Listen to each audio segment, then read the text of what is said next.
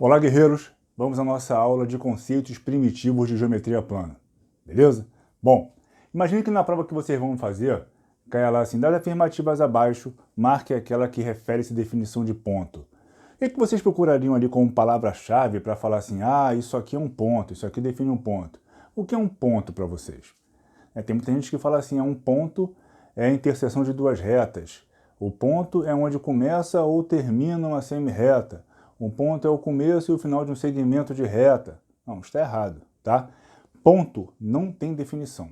Ponto não se define.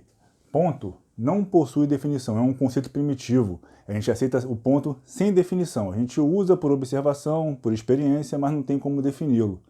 Assim como o ponto, reta também não se define. Tem gente que fala assim, a reta é uma sequência de pontos bem juntinhos, é uma união de pontos colineares. Não, não é. Tá? Reta, assim como o ponto, não possui definição. E o plano? O que é um plano? Qual é a ideia de plano? A ideia de um plano é que seja uma superfície infinita.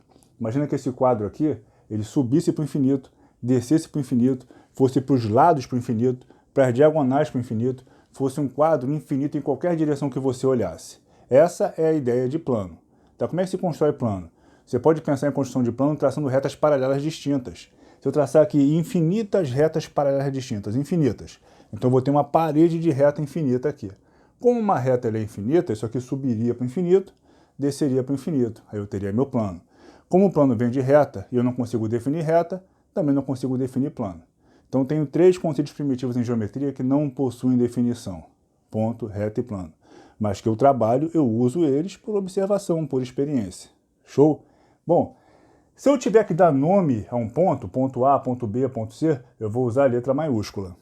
Se eu tiver que dar nome a uma reta, reta R, reta S, eu vou usar a letra minúscula. Se eu tiver que nomear em alguma questão um plano, eu vou usar a letra do alfabeto grego. Plano alfa, plano beta, plano teta, e por aí vai.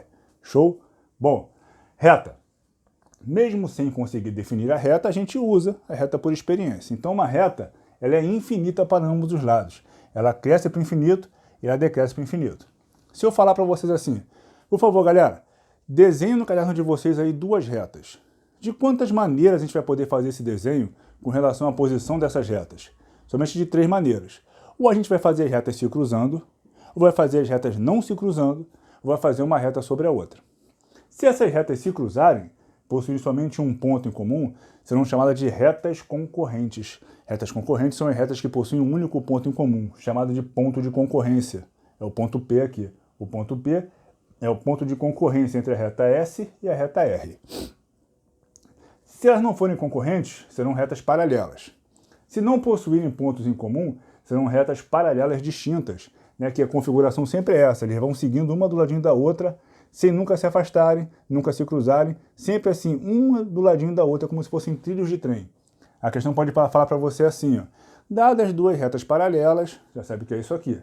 Então, dada a figura abaixo, aí na figura abaixo, tem esses tracinhos aqui, que vai falar que essa reta é paralela a essa. Ou vai falar assim, dadas duas retas RS tais que, aí vem isso aqui. Aí você vai olhar para isso aqui e vai ver, a reta R é paralela à reta S. Beleza? Se elas possuírem mais de um ponto em comum, visto que reta não faz curva, se possuir mais de um ponto em comum é porque todos os pontos são comuns. Então eu tenho uma reta sobre a outra. Então serão retas paralelas coincidentes. As retas coincidentes também são paralelas. Beleza? Vamos falar agora das partes de uma reta. Vamos lá então, guerreiros, partes de uma reta. Bom, digamos que você tem aqui uma reta R. Aí você vai e põe sobre essa reta R um ponto A qualquer aqui. Aí você vai dividir essa reta em duas partes. Uma parte que começa nesse ponto A e que vai para o infinito, e uma parte que termina nesse ponto A e que vem do infinito. Tá vendo? É uma parte da reta que tem começo e não tem fim, ou tem fim e não tem começo. E é essa ideia de parte da reta que possui fim e não possui começo, ou possui começo e não possui fim, a gente dá o nome de semi-reta. Vocês vão ver que tudo que leva esse prefixo semi em matemática tem ideia de metade. Semiperímetro, é metade do perímetro. Semissoma, é metade da soma. Semidiferença, semiproduto. E a semi-reta seria a ideia de a metade da reta. Você cortou a reta ao meio. Mas é um conceito errado porque a reta é infinita, então não tem um ponto médio, não tem uma metade. Mas você pode entender assim, eu dividi a reta numa parte que começa naquele ponto que vai para o infinito e uma parte que termina naquele ponto e vem no infinito. Isso é uma semi-reta, tá? Guarda esse prefixo semi que você dividiu ao meio a figura. Show? Bom, se ao invés de eu botar um único ponto sobre a reta, como eu botei aqui na semi-reta um ponto A, se eu botar um outro ponto, um ponto B aqui, ó, aí eu vou ter uma parte da reta que começa no ponto A e que termina no ponto B. Essa ideia de parte da reta que tem começo e tem fim, de parte limitada da reta, a gente chama de segmento de reta. Então, segmento de reta é uma parte limitada da reta que tem começo e tem fim. Bom, se o segmento de reta tem um tamanho pré-determinado, ele possui uma metade. E o ponto que está exatamente sobre essa metade do segmento de reta a gente chama de ponto médio. Então, ponto médio, ele é o ponto que divide um segmento de reta ao meio. Então, aqui eu tenho o segmento de reta AB e M está no seu ponto médio. M é o seu ponto médio, M é o ponto que divide ele ao meio. Então, se esse pedaço é igual a esse, se esse segmento AM é igual ao segmento MB, então M é ponto médio de AB. Então, M é o ponto médio de AB. Beleza? Bom, nossa aula de conceitos primitivos de geometria termina aqui.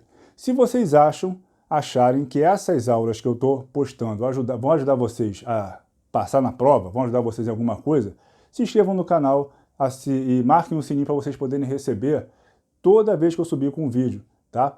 E, por favor, qualquer dúvida que vocês tenham, podem postar aqui, que eu vou tentar responder todos com a máxima presteza possível, tá? Façam as folhinhas que eu disponibilizar na descrição dos vídeos para vocês fazerem, tá? Um beijo no coração de todos. Os!